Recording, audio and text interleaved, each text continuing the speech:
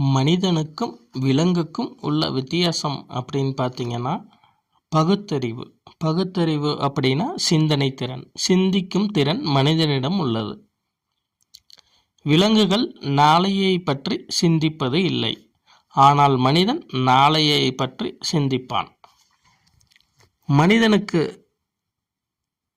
Plus, அதாவது பாசிட்டிவான விஷயங்கள்னு பார்த்தீங்கன்னா சிந்திக்கும் திறன்.